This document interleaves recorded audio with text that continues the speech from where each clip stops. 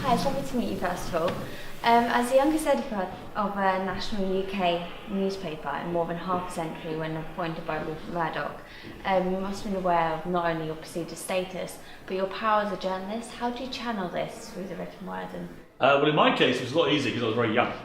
You know, with youth, as you guys know at university, there's a lot of energy and dynamism that comes with your youth and a lot of fearlessness because you don't really have many responsibilities. I think as you get older, you start to take on more responsibilities. I certainly felt that as an editor, but to start with, I think I was pretty bold and fearless because why wouldn't I be? I was 28 years old. Whether that's a good or bad thing is another matter, but that's how I felt at the time. Yeah, and you have said some sort of controversial comments about... Have I? Like, people have had controversial comments about things you released or said. How far do you think that... You're going to start reading them out, are you? No. Oh.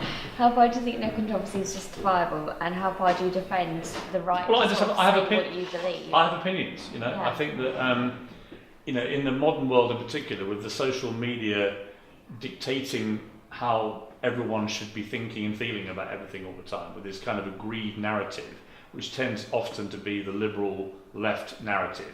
And anyone that dares stray from that, whether it's about Donald Trump or about Brexit or whatever it may be, or women's marches or whatever the other stuff that I've written about, if you don't subscribe to the tight narrative dictated by the social media, quite left-wing mob, then you're a villain.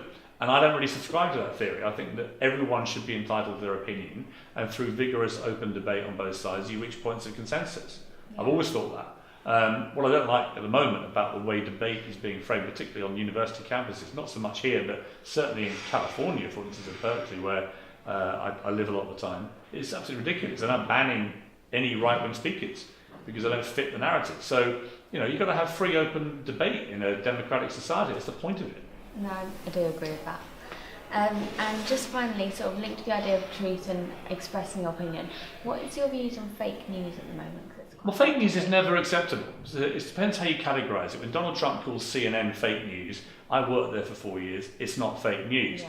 Do they do some things which I think are wrong? Yes. Do they sometimes go after him, in my view, an unfair way? Yes. Should they still be a rigorous investigator of everything he's doing? Of course, he's the President of the United States.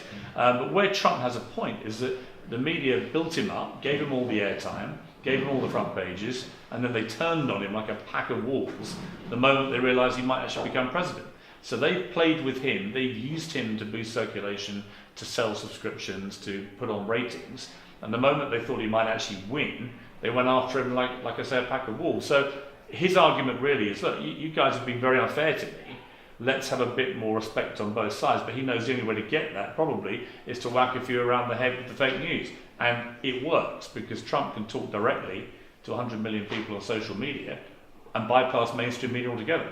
So the mainstream media has to come together with Trump and work out better rules of engagement, which involve a little bit more fairness and respect on both sides. That's great. Thank you ever so much for your time. Good. It's lovely Nice to meet you. Take care.